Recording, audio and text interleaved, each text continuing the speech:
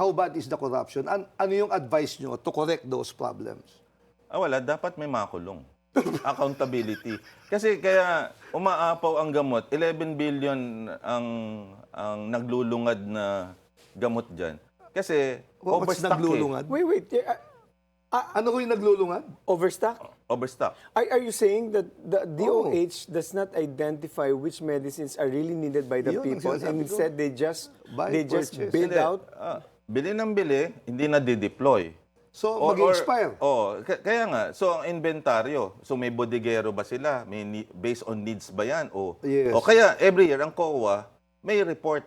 Ngayon daw, 11 billion eh. Ang so, alin? Ang gamot. Ang gamot na panis, na expire. 11 billion? 11 billion. What kind of medicines are these that were The overstocked? usual, essential drugs na hindi na dideploy kagad eh. So whose fault is it?